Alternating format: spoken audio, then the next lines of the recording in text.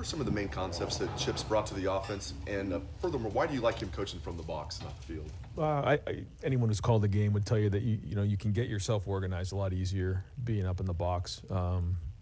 Most play callers want to get their next series organized, and I think now with the added part of it being having the tablets and being able to watch the last series. If you just think about it logistically and practically, you have a desk there. You can put your call sheet here. You can put the tablet over here. You can write things down on a sheet of paper. You can't do that when you're on the sideline. So I think he enjoys being up there, being organized, and separates yourself from the sideline, allows you to think clearly. It also gives you a really good vantage point from up there, what's going on, in a series. Great news now is we have these tablets so we can see exactly what happened after the series.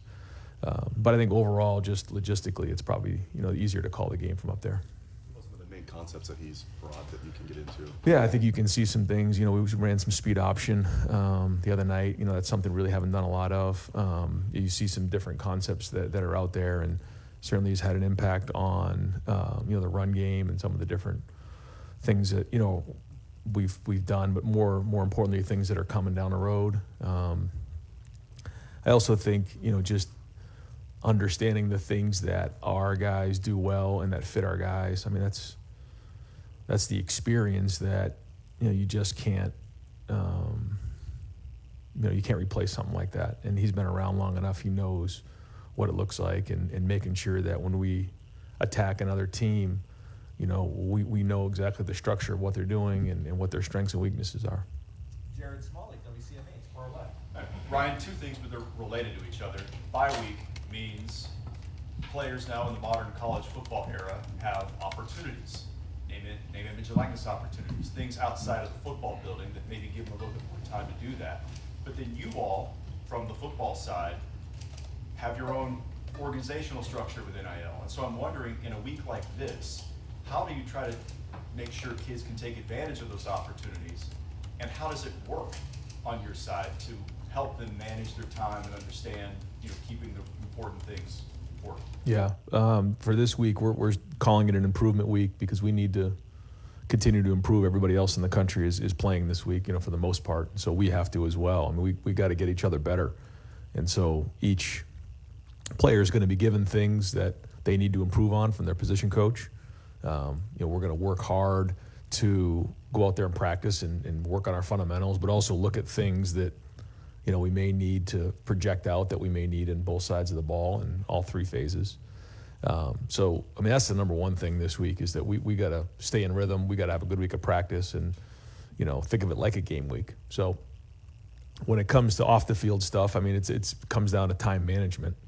And, these guys understand what the main thing is right now. During the off season, there's certainly great opportunities, but, unless it's something that's really pressing, these guys, they need to take care of their academics first and then football. And then the other stuff, will come down the road. And so, the better these guys play, the more opportunity they're going to have. And they understand that. And they've been great. So we don't see a lot of conflicts, but, it all comes down to time management. But I think some of the folks that we've dealt with and that our players are dealing with understand, too, that once the season starts, those asks have to be far and few between. And the time for that more often is during the off season. Not that there aren't situations that come up, but I think most people are respectful of that. Dave Holmes, WSYX. Yeah, Ryan, I mean, I know Mac bye might not be ideal from your mindset. I'm curious, if you could just structure your own schedule with this new long season, 2 byes, it's a different type of year, how would you want to structure a season? Every year is different. The way that the schedule played out this season, it's a lot different than the last couple when, we knew we had a Power 5 non-conference opponent on the schedule early in the season. So it has allowed us a little bit of an opportunity with some of the newer guys to get them going and let them get their feet underneath them. As we grow, we know that we got a long way to go in this thing. And so it's just been a little bit different that way for 2 reasons. One, just a few more new faces, but also, the fact that, we didn't have that Power 5 non-conference early in the season. So not that, it necessarily changes your approach all that much, but having a bye in week 2 and, allows you to kind of reassess things, come up for air, figure out where you need to improve and kind of go from there. But it seems like, there's a build up to the season as we're moving forward. So, it's not like, you just kind of, walk into the season though. I mean, that's not the way this game's played. I mean, you got to, people say it's a marathon. I've said it before. It's not. It's 12 straight sprints as hard as you possibly can go. And I do felt like, coming out of the game, watching the film, that we played hard on Saturday night. I think guys played with emotion, guys played with passion, and that's a good start. That's a good sign. We're nowhere where we need to be. I think the good thing about this team is they would tell you these guys have played a lot of football. Even some of the guys that have come in, like Will and Seth, these guys have played football before. They know that this is just the beginning. Like, we're literally just getting out of the starting gates. But to see the guys play with the energy and passion and effort that we had on Saturday night, that's a good start as we move forward. Rob Aller, Columbus Dispatch. Ryan, a lot of changes in college football. We've talked a lot about it. Is program culture more important than ever with the transfer portal, with NIL, keeping guys here? They have to really buy in, not just to winning, but to the whole thing you're presenting. I think if you want to have stability over an extended period of time, yes. Yeah, I think it's very, very important. Now probably more than ever. Yeah.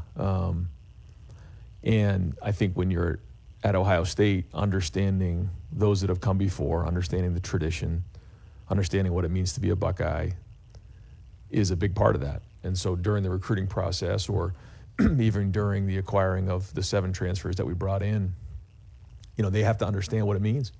You can't just bring in somebody to, be a quote unquote mercenary where they just come in and play and then leave. That's not what Ohio State is. And so our focus is on recruiting great people, developing them, retaining them, which is what we did this year. There's been a lot of talk about, numbers getting thrown out and everything. Well, the majority, if not, 90% of it was retaining our roster. And that's what it's all about. And that's important here at Ohio State, to make sure that the guys who decided to be Buckeyes in the recruiting process, the guys who stuck with us when they had an opportunity to go to the transfer portal, the guys who decided to come back, who had an opportunity to go to the NFL, that we were able to retain them, because there's a lot of talent in that locker room, but the majority of them were already on the team. And that's the recipe, is recruiting great people who understand what it means to be a Buckeye and developing them and retaining them. Cameron T. Robinson, The Athletic. You talked a lot in fall camp about building off the line gap with the illness that kind of hit the group. Yeah. What have you seen from that group in terms of the depth going in on the field, and then what do you feel like you saw from Akron to Western Michigan last week? Hard to tell. I think it was cleaner. I think there's still, this is everybody across the board. You look up at the end of the game and score is what it is. We weren't looking at the score, but there was effort. There was good plays. There was one play, Josh Fryer's running 50 yards down the field. There's a couple plays where Tegra's taking somebody and finishing them into the ground, like Seth McLaughlin up at the second level finishing guys. On the long run or the long throw to Jeremiah, where he turned and obviously ran away from everybody. Josh Simmons, which everyone's looking over here, he's finishing a guy into the sideline. That's to me what we need to continue to work on and focus on and build on. That being said, I think that things were cleaner, but it's just a start. Bigger challenges ahead, but there is encouragement out of that group, and I did think that the guys who came in the second half and the O-line was a group that, again, was it perfect? No. But I did feel like coming out of this game, it was better than it was the last couple of years, where we were finishing at the end of games. Guys were competing. If you don't play 15 plays, you can't grade out a champion. But if you grade out over 80% and play less than 15 plays, we call it honorable mention. There was a long list of honorable mention players coming out of this game, and a few of them were on the O-line. Pete Wright, Jeremy Birmingham, Kingsland the podcast. Right, the improvement week thing, where did it come from, number one? But number two, how did the team respond to that idea of being challenged this week, as opposed to in the past maybe an off week would be a take a deep breath week? How have you seen the guys respond to that, and Where did the idea for this come from? Well, when you look at it, you don't usually have 2 bye weeks. I think maybe there's been a year where we did have 2 bye weeks. And especially this early in the season, it's just these guys are hungry. You know, they don't want to rest right now. They feel like they got momentum coming out of this game. Now, at the same time, you know, we're not going to practice on Saturday or Friday, so they do get an opportunity to catch their breath. But we are going to work Tuesday, Wednesday, Thursday because they understand how important this is, how early it is in the season, and they don't want to lose their edge either. They know they have to get better. So when you have a group of veteran guys who understand that, you know, we're only 2 games in and we got a long way to go, they get that, they embrace it, and so we'll get, you know, the guys who are the 1s and 2s and the older guys some reps. But they know how important it is when Denzel Burke gets, you know, taken out of the game that, you know, Jermaine's got to step up into the game. And, you know, that's just one example. Or Austin Saraville had to play the first couple games because Donovan was out, or Arvell Reese, you know, got thrust into duty. So, you know, I think you saw guys at the end of the game, like Aaron Scott got his hands on some balls. You saw the running backs run well. You saw Jalen McClain make a tackle for a TFL. So we need to continue to work to get better. We got a long way to go. But that includes the older guys too. I mean, you know, these guys want to get better and continue to work on it, and so the position coaches will let them know what they feel like they need to focus on this week, and then we go from there. Did you get any clarity on what they were calling that targeting penalty for? I did, and I think that there was, a couple different opinions of that after the game. And I guess that's all I can really say. But, that's all I can say. I wish I could say more. Joey Kaufman, Columbus Dispatch.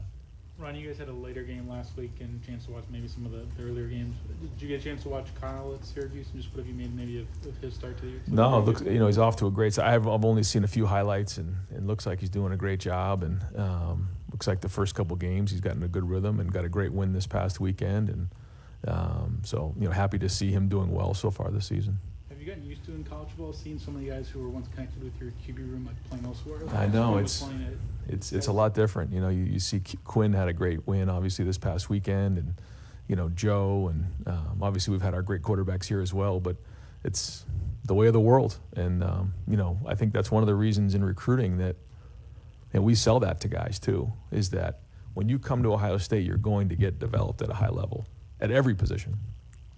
But at quarterback, I take a lot of pride in that, and the fact that we develop guys at a high level, and that even if you were to leave, we don't want you to leave, but even if you were to leave, it's still time well spent and invested. And so,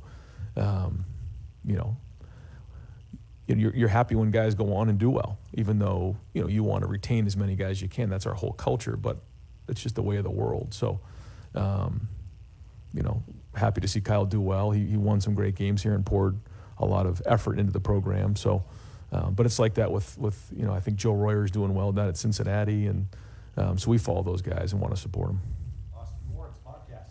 Ryan, what have you learned about Will through those 2 starts, and what would be the improvement week challenge for him? I think for us, seeing Will out there, it's all new, it's fresh, his first game, quote unquote, but he's played a lot of football.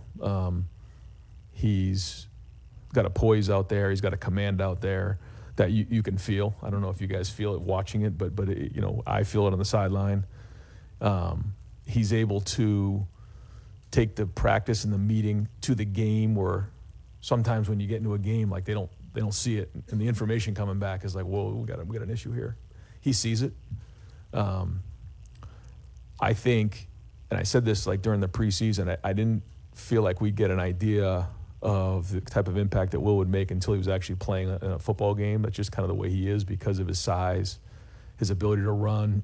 You've seen him extend some plays. You've seen him now with his feet a little bit, which will continue. And he's made some very accurate passes. There's other ones, though, for sure that I know he wants back. And to me, it just comes down to his feet, and we'll continue to work on those type of things. But it's like anything else. The more comfortable you are, the more reps you're getting. Even the plays that we're running in practice that we're maybe not running in a game because we didn't get to them, those are all, the more he does them, the more comfortable he's going to do. The timing, you're learning. When you do them for the first time, after you do them for a while, you're remembering. And he's done a pretty good job of only taking a play where he's only repped a few times and putting it on the field. And we're going to need to continue to do that. But I think as time goes on, you'll start to see that ball come out of his hand, with even more and more rhythm and more pace. Dan Hope, Lebanon Warriors. Ryan, we saw Jaden Ballard kind of make a mistake fielding the kickoff. Are you guys comfortable with him continuing to be that kickoff returner, or are you guys still vetting other options there? We think that Jaden Ballard had a really good offseason. He was recognized as a gold individual during the offseason, which is significant in our program. So we've given him the opportunity to return kicks and a couple punts here. But the number one thing is taking care of the football. So that has to happen. And we believe in who Jaden is, but at the end of the day, we're going to take care of the football. So we are going to evaluate it during this week and make sure that we're doing the right thing. Spencer Holbrook, Letterman Road. Ryan, with all the attention on Quinchon and Will and Caleb as transfer additions, how much has Sept meant to getting this offensive line corrected from last year? Yeah, he's been a pro. Same thing, calms everything down inside. Even if Coach Fry or myself are barking at him, like we will, he just has a calming presence. Like, we got it. We'll get this straightened out. And that's a good feeling. That's what you want to hear as a coach. I mean, when you're going at somebody and they look at you in the eye and like, we'll get this thing straightened out, and they do. Like, that's when you know you got somebody who's a leader, who's got poise, and can kind of pull everybody together. I do think it's been great to get Austin in there, to get Tegra in there, but now having Donovan coming back is going to even make it more solidified in there, just so that when something changes during the game, we can make quick adjustments. I do think having that tablet on the sideline is very helpful. I mean, because when you can identify what has happened on the last play, not just coming from the booth, but showing them, especially a young player. Like, there was a play in particular where one of the guys missed a block, and I'm like, I haven't seen that one time in all preseason. Like, just let it go. Don't start stressing or having anxiety over it. Just go block the 3 technique. I mean, you're blocking Tyleik Williams every day in practice. I watch it on film. Where maybe in another scenario, you're more frustrated from the sideline because you're not sure exactly how that just shook out. Like, we just didn't use good technique, and he was a little tentative there. And then as time went on, like the game went on, got his feet underneath him and just started like rolling guys out of there. Like, I think it's really helped our coaching in terms of being accurate in what we're saying during a game. But getting back to your point about Seth, he gives us great information, and he can help us with that in terms of seeing what's happening in the game, why something maybe broke down, what happened with the communication, which allows us to address things faster, which allows us to get in a rhythm quicker, if that all makes sense. Stephen Means, Cleveland.com. You mentioned after week 1, just Chip Kelly's patience with sticking with the run game, even when it wasn't necessarily working. You also kind of admitted that maybe you would have gotten frustrated in those moments. I asked that to say, now that you're not, I mean, I was calling play classic for a while, I feel like, do you feel like you're more demonstrative on the field now, that you're not necessarily in your play sheet, you don't have to necessarily worry about that play by player, so it frees you up a little bit and how you're reacting to things out there, because that's Chip and Jim's job upstairs to maybe be a little bit more poised in those moments. I think when you're calling plays, it's first off, it's hard to be anything other than calm, because you have to get your thoughts together, you have to get your next series of plays ready, your next third down calls. You have to communicate while the defense is out there on what just happened and make those corrections. I mean, there's a lot going on during that time. And then when the offense is out there, I mean, you're calling the plays, you're getting the personnel grouping in there. So there's a lot going on right there. So to get too much involved with everything else, it's not that easy.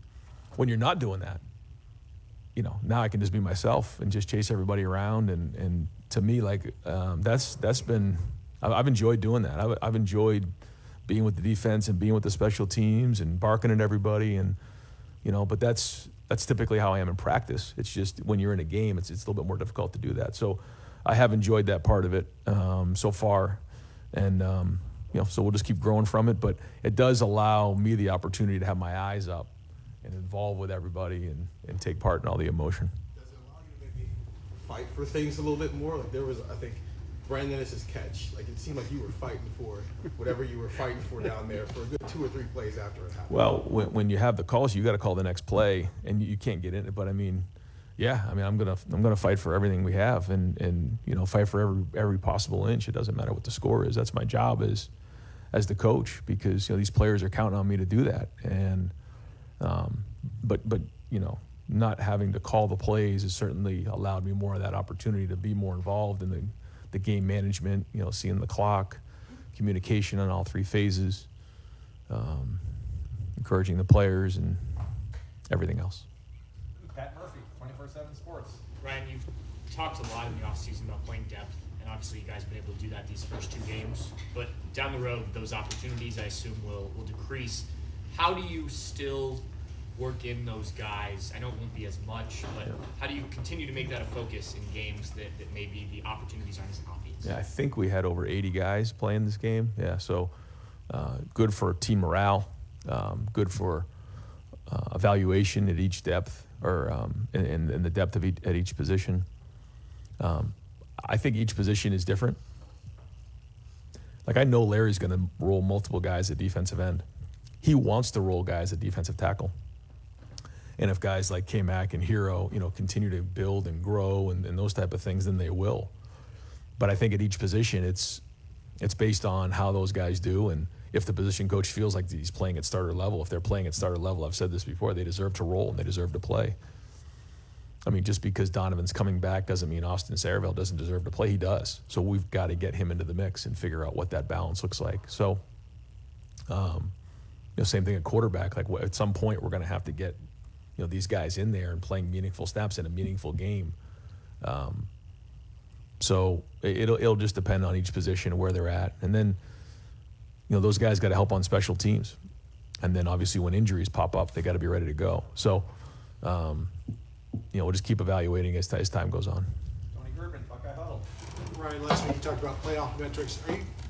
Do you have anybody doing anything right now looking at cursory playoff opponents, is doing any scouting of teams, and then do you have anybody doing the same thing in terms of the transfer portal? Like how do you prepare for that right now? Yeah, so we have in our recruiting department, Billy Homer is tasked with the portal, so he'll be evaluating all the college players across the country. It's a big job, and I think that is significant, that the way that our structure of our entire staff is always going to be looked at to make sure that we're staying up with the times, and that's something we did a couple years ago to make sure that we were ahead that way, which is good too, because it gives us some feedback on the teams that we're playing, because not only is he looking at our opponents and the personnel there, but he's also looking at it for down the road and possible guys that may go into the portal. So to answer your question, yeah, we're looking at our future opponents because we're evaluating anyways. It's almost like in the NFL,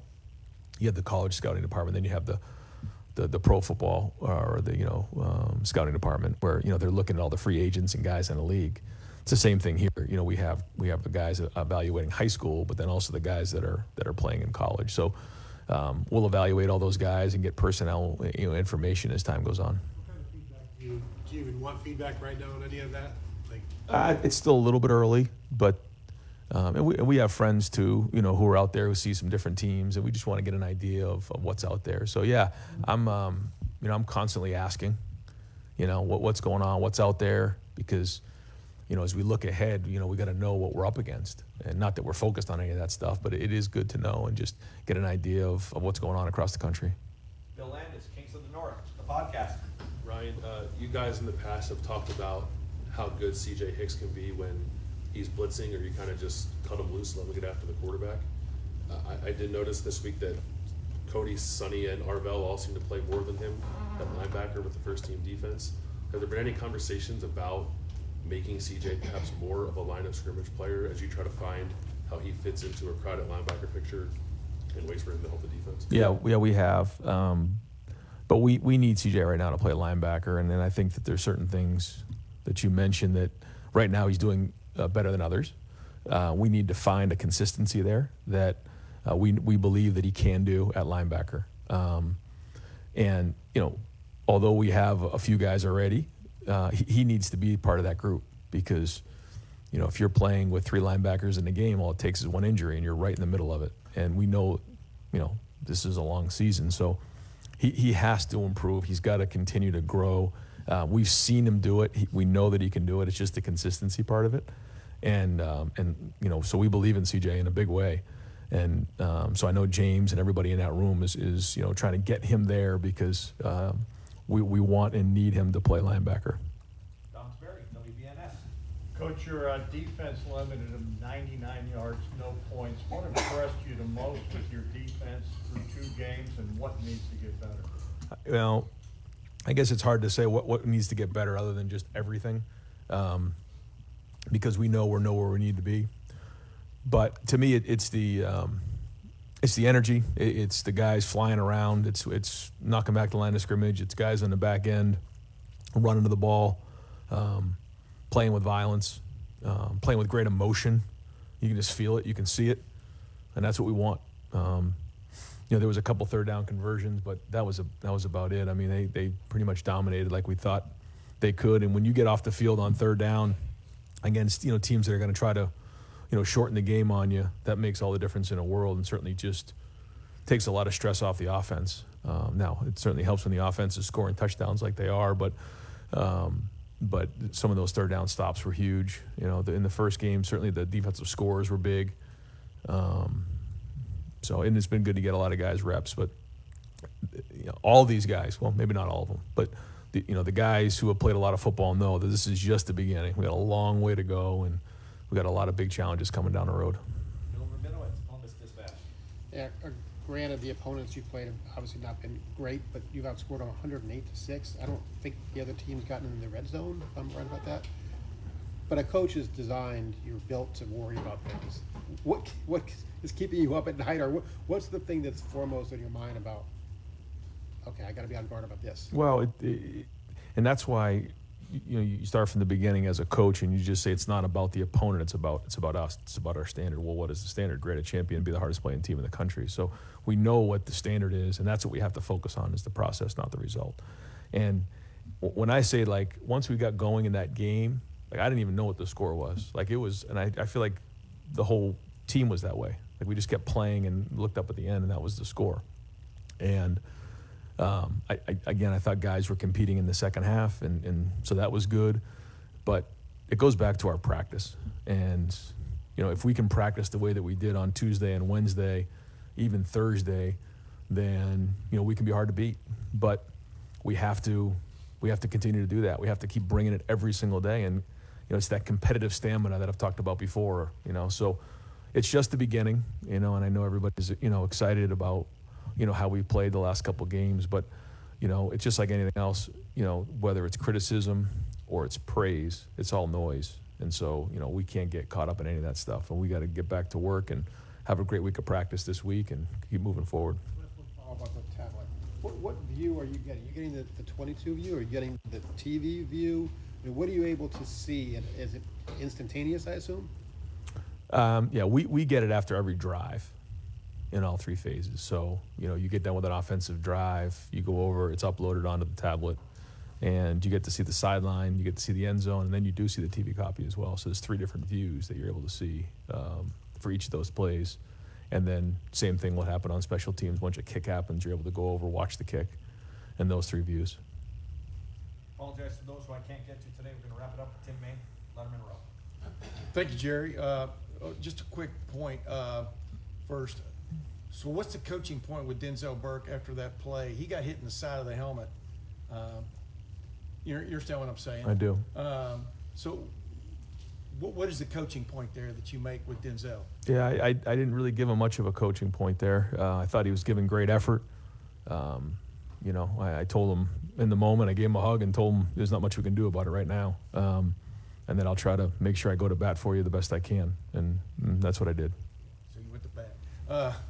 Number 2, Ty Hamilton, in a nutshell, kind of like his brother, just matured as he went along and Right. stuff. Put him into perspective in terms of what he has brought, where you saw him really step up maybe last year, and what he brings to that defense. Well, first off, Ty has been reliable, durable, somebody that we can count on for a few years now. And he's put time and he's put effort and he's put work into this program. And he was the player of the game on defense this week. You just can't say enough about somebody like this. He's not somebody that garners a whole bunch of attention or makes it about him. He's the ultimate team player. He doesn't say a whole lot, but he goes to work every day, and you can just count on him to be there. And those are the people that a great team needs. A foundation of people who are unselfish, hardworking, understand what it means to be a Buckeye, and now he's become a very, very good player. And if he can continue to play and take off from where he was on Saturday night, then you're looking at an all-conference player for sure. And what does this start do for Jeremiah Smith? I mean, are you reminding him things are going to get tougher? I mean, how are you approaching it with him in the stepping stone fashion that this season seems to be lined up to be? He's disciplined. This is not somebody who, I think, needs to be told that, hey, reel it in. I mean, he stays very focused. If we recognize anything other, then we'll address it. But, he wants to be great. He knows what he wants to get done. I think he would tell you that this is just a start as well. I think he's always envisioned himself in this role and having an impact like this right from the jump. We talked about that during the recruiting process. And so it started in January, and actually it really started during the high school process. And then in January he got here and, stepped right into the role. So although he's young, I think he's, wise beyond his years, the way that he approaches the game. And so we'll keep a close eye on it. But right now he's staying very hungry. Coach, thank you. Yeah, thanks guys. Yep.